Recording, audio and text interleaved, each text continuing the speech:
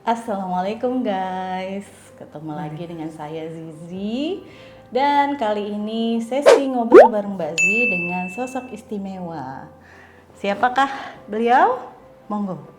Saya Muayyana Ma'ruf atau yang lebih suka dipanggil Ibu Yana. Atau sebagaimana kita anak-anak dan cucunya memanggilnya sebagai Nena. Lebih kerennya Nena. Ya, sebuah panggilan istimewa ya. Saya udah nyiapin begitu banyak pertanyaan di atas kertas ini. Mau interview orang tua nih ceritanya. Jadi kira-kira udah siap? Insya Allah. Oke. Jadi sebelumnya bakal nge-spill info dikit aja bahwa saya adalah anak sulung dari Nena. Jadi saya dua bersaudara, ibu kandung saya ini ya. Kita sehari-harinya tinggal satu pekarangan tapi beda atap gitu ya. Jadi rumah kita bersebelahan ya. Nah, di sini ada pertanyaan-pertanyaan yang mau saya tanyain. Pertama mah, kan banyak ya anak-anak tuh ngerasa bahwa kok kayaknya orang tuanya setiap kali ditelepon atau dijenguk ya, tiap kali disambangin gitu ya, ditanya gimana kabarnya, udah makan atau belum gitu ya. Itu pertanyaannya hanya seputar itu gitu. Padahal bisa jadi orang tuanya tuh lagi galau, lagi sedih gitu ya. Nah, orang tua juga kadang nggak pengen langsung cerita kan ke anaknya, apakah dia lagi galau atau dia lagi ada masalah. Kayaknya berusaha disembunyiin gitu dari anaknya karena takut anaknya bakal sedih atau terbebani karena anaknya juga punya masalah-masalah sendiri gitu. Nah, sebenarnya ciri-cirinya tuh apa sih mah kalau orang tua lagi ada yang dipikirin atau galau? Ya tentunya lah, meskipun orang tua itu ya ada pikiran-pikiran sendiri, kesedihan-kesedihan tersendiri. Dan juga kadang-kadang orang tua itu kangen pada anak-anaknya. Anak-anak yang di mana atau anak yang siapa yang udah lama dia nggak memberi kabar, dia kangen pada salah satu orang anaknya. Itu yang membuat kadang-kadang dia itu suka galau, suka nggak nyambung kalau diajak bicara kepada anak yang lain, karena dia sedang memikirkan anaknya atau memikirkan cucunya, atau dia sangat kangen berat kepada salah satu anaknya yang karena sudah lama nggak nelpon, atau misalnya ya macam-macam begitulah. Jangan-jangan anaknya yang di sana sakit atau anak yang di sana itu sudah melupakan dia, macam kayak gitulah kira-kira. Nah, ciri-cirinya tuh apa tuh? Apa gelisah atau sering ngeluh sakit gitu? Soalnya kebanyakannya orang tua tuh kan ada yang nelpon anak tuh untuk dibeliin obat lah atau apa. Padahal sebenarnya kalau diperiksain kata dokter ya mungkin sakitnya juga nggak begitu parah gitu. Tapi kalau dokter ngasih saran gitu, udahlah bu nggak usah banyak pikiran. Nah itu tuh ciri-cirinya apa tuh selain ngeluh-ngeluh sakit segala macem gitu? Sebetulnya dia kepingin cerita tentang apa yang dia rasa. Kadang-kadang anak lain atau anak yang tidak dia maksud itu kayaknya dia juga malas untuk membicarakan apa yang ada di hatinya. Makanya dia cari perhatiannya dengan malas makan, malas keluar dari kamar, dan dia juga nggak nyaman nonton TV, dia juga nggak nyaman untuk diajak jalan-jalan, macam itulah. Jadi sebetulnya agak repot juga kalau orang tua itu kadang-kadang dia juga ditawarin makan pun dia nggak berselera, ya karena ya itu kegalauan di hatinya itu, pikirannya itu terarah kepada satu titik yang dia sendiri sulit untuk mengungkapkan kepada orang lain. Nah itu yang menyebabkan kadang-kadang dia malam susah tidur, kadang-kadang dia juga sebetulnya lapar tapi dia juga males makan. Nah itulah yang menyebabkan kadang-kadang dia terasa kayak udah mual, kadang-kadang dia merasa perutnya kembung. Nah karena yang paling mudah yang dia jangkau paling minum. Terus akhirnya dia terganggu dengan dia bolak-balik ke toilet untuk, karena yang namanya yang banyak dia minum ya itulah. Jadi betul kalau dibawa ke dokter itu dia nggak ada penyakit apa-apa, tapi sesungguhnya dari kegalauan hatinya sendiri yang numpuk-numpuk karena dia mungkin juga sedih kepada apa yang dia rasakan atau apa yang dia rindukan, apa yang dia macam gitulah. Tentang kalau soal misalnya lansia itu berbeda-beda ya, orang tua itu berbeda-beda. Kalaulah dia mempunyai kesibukan-kesibukan, insya Allah dia agak teratasi dengan segala kesedihannya. Karena dia mempunyai target-target, dia mempunyai kesibukan untuk dia isi, dan juga dia banyak melakukan aktivitas di luar, itu sangat membantu untuk orang-orang yang sudah tua. Tapi kalau dia banyak di dalam rumah, itu yang akan memperparah keadaan dia, itu biasanya seperti itu. Nah itu ya guys, jadi orang tua tuh nggak boleh dia terisolasi ya. Iya.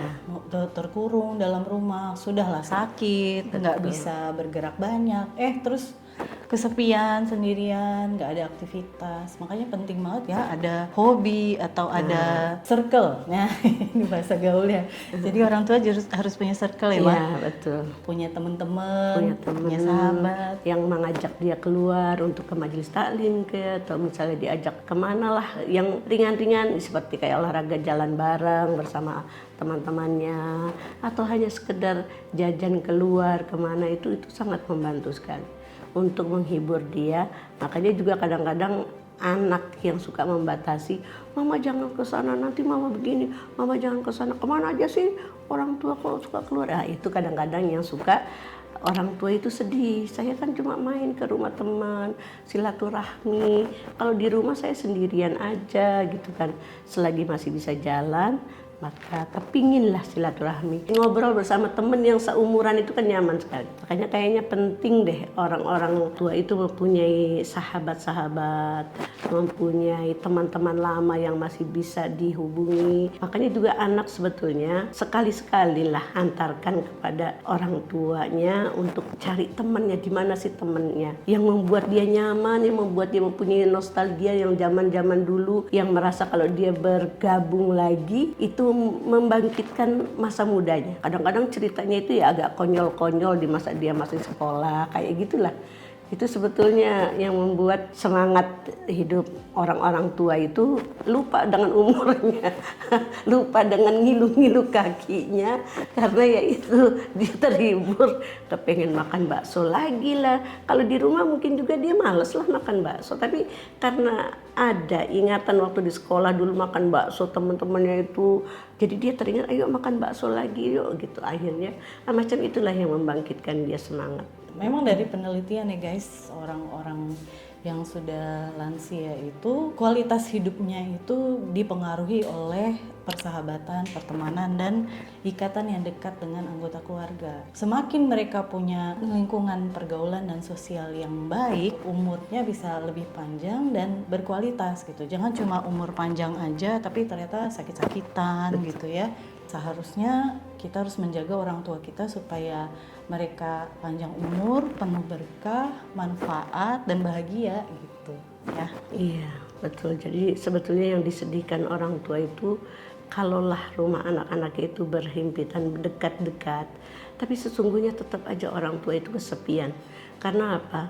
Semakin dekat anak-anaknya yang dia dekatkan, seakan-akan anak itu merasakan bahwa ya udah, dia ngelihat ibunya itu ada, ya udah.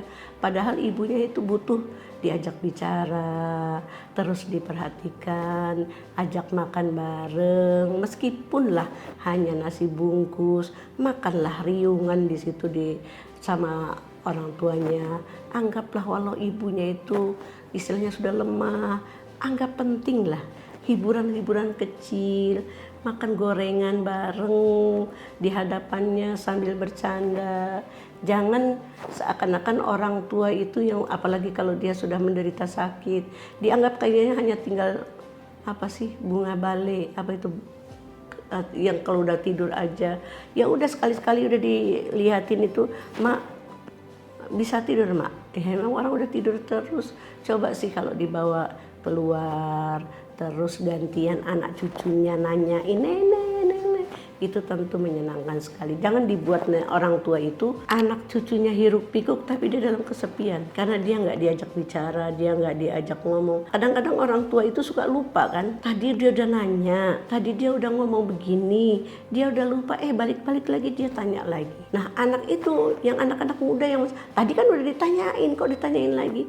Nah orang tua yang digitukan, dia bilang, oh iya ya tadi aku udah tanya ya. Nah, akhirnya dia mau ngomong itu dia males, karena dia takut dia marah sama anaknya. Jadi cucunya sendiri mengatakan bosen, dengar neneknya itu bertanya terus, itu yang membuat orang tua itu dia di dalam keramaian tapi sesungguhnya dia sendiri karena dia takut berbicara kalau dia takut diomelin sama anaknya atau cucunya. Makanya itulah orang tua kalau lagi dekat sama anak cucunya sering-seringlah tanya lebih-lebih kalau orang tua itu sudah mulai banyak lupa.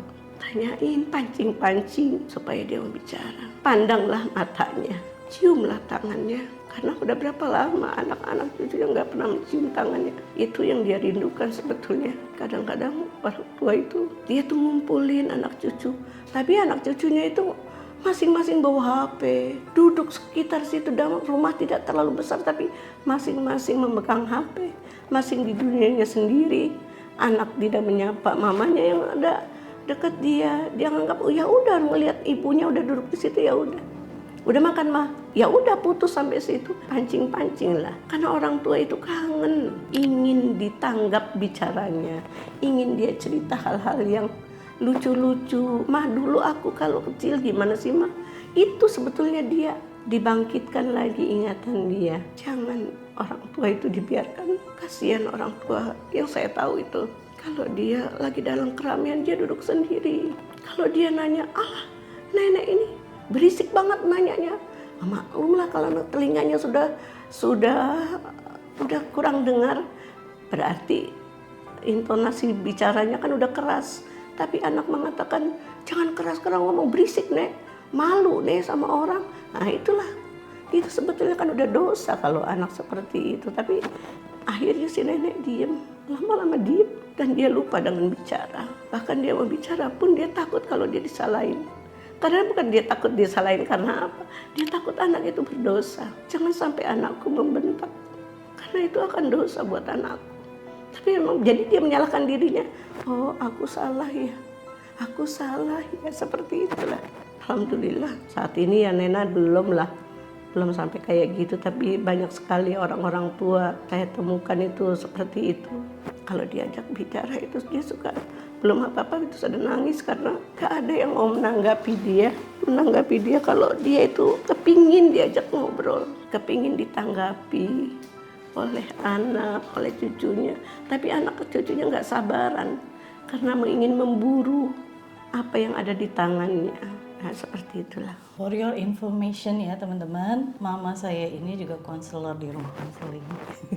Jadi banyak sekali. Bahkan kayaknya beliau lebih banyak lainnya daripada saya deh. Karena buat warga di sini di sekitar sini itu mama adalah tempat untuk berkeluh kesah, curhat gitu ya. Bahkan sebelum rumah konseling berdiri beliau udah duluan jadi konselor gitu.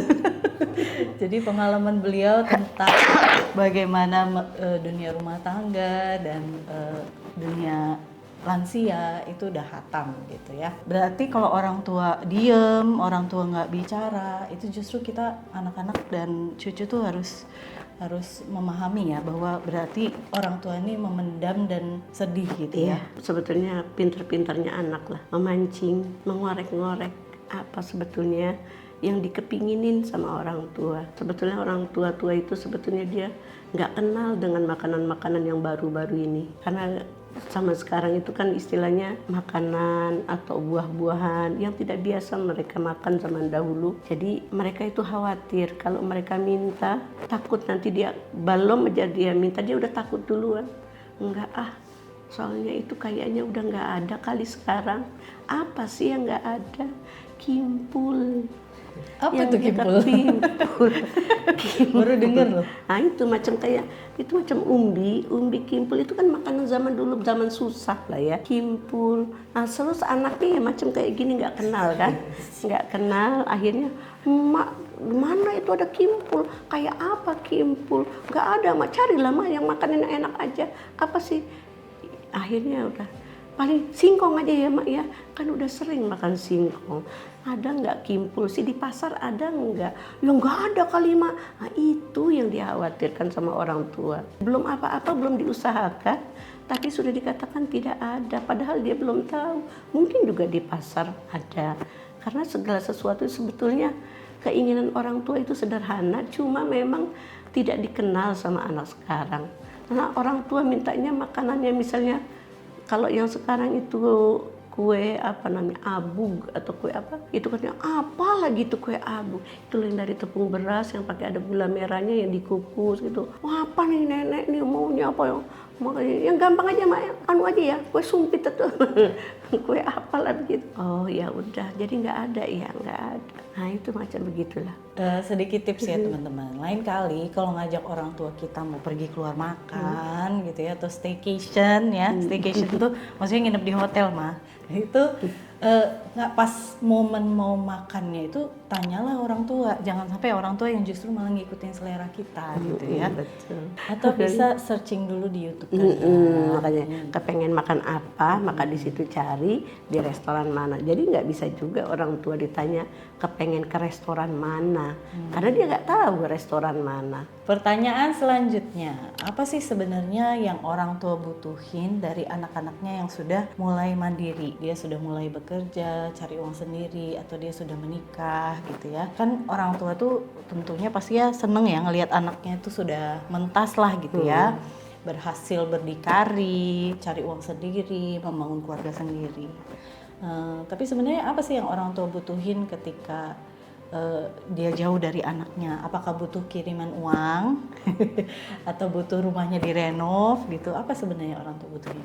Orang tua itu nggak ingin jauh dari anaknya, walaupun tempat tinggalnya itu jauh dengan kemudahan. Apalagi kalau orang tua itu sudah bisa pegang HP, sudah bisa menggunakan HP. Orang tua yang dia butuhkan setiap hari dia nggak akan bosan nerima telepon dari anaknya. Kalau telepon agak diperpanjang lah, jangan dikatakan mah di mana mama? Lagi ngapain mah? Mama udah makan? Janganlah seperti itu seriusnya. Teleponlah, berbicara lah, dibikin agak manja-manja dikit sama orang tua. Mama, gimana ma? Kabarnya ma? Baik, alhamdulillah. Terus sudah sarapan belum? Pagi. Orang tua itu kangennya itu bangun tidur pagi, dia udah sholat, dia udah ngaji segala macam, dapat telepon dari anak-anaknya. Insya Allah dia kepinginnya kalau anaknya itu banyak antri itu anak telepon pagi. Di saat anaknya itu di mana-mana sedang sarapan, tanyalah apakah ibunya sudah sarapan. Ma sudah sarapan apa belum? Belum. Kepengen sarapan apa? Kepengen sarapan apa ma? Bilang apa? Mau bubur, mau apa? Sebetulnya kan sekarang jarak itu tidak menjadi masalah. Walau kita di luar negeri pun kayaknya itu udah nggak masalah. Mau sarapan apa? Bubur ayam. Oh ya bubur ayam benar. Tinggal calling saja kan si anak sudah ada apa? GoFood. Iya. Kirim. Iya mas sebentar ya ma. Mama nanti sebentar lagi tunggu, nanti akan bubur datang. Sebetulnya kan sekarang bakti anak itu udah dibuka dengan seluas-luasnya. Orang tua tidak muluk-muluk kok. Orang tua tidak ingin selalu dibelikan pakaian yang mahal-mahal, tidak ingin dibelikan kerudung. Dia mau kemana sih? Dia udah tahu kok pakaian itu insya Allah setahun sekali dibelikan udah cukup bagi dia. Yang dia butuhkan setiap hari adalah, yang dia kangenin orang tua itu adalah setiap hari tampilan anaknya, suara anaknya. Kalaulah memang bisa sekali kalau telepon sambil video call. Kan video call sekarang udah murah. Udah nggak mahal gitu ya. Bicara pandang supaya ibu kita itu bisa ngelihat wajahnya dan kamu pun bisa lihat wajahmu. Nah khawatir nanti teleponnya sudah berdering tapi dia sudah tidak bisa lagi menjawab. Itu telepon terus, jangan bosan-bosan. Bangga banget orang tua itu kalau dia sering ditelepon anaknya. Kalaulah orang tua kangen sampai dia telepon anaknya, itu karena udah pikiran panjang. Kadang-kadang itu ya, dia udah kangen, udah seminggu nggak ada telepon dari anaknya. Si ibu telepon, oh iya ma, saya baik-baik aja ma. Nanti saya telepon lagi ya ma ya, saya lagi tanggung nih, lagi tanggung begini-gini, lagi ngurusin ini. Sebentar ya ma ya, saya telepon, ditutuplah telepon. Dia tunggu telepon itu, dia pegang HP kemanapun dia pegang. Jangan-jangan anakku ini nanti telepon 1 jam, 2 jam, ternyata anak itu lupa. Dia mau nelpon lagi, dia nggak sampai hati. Nanti aku mengganggu anakku. Itu yang membuat orang tua sering sedih.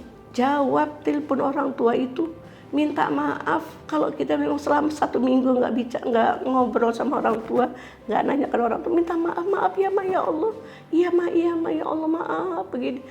Jangan kasih alasan-alasan karena repot. Karena alasan repot itu bukankah setiap hari repot.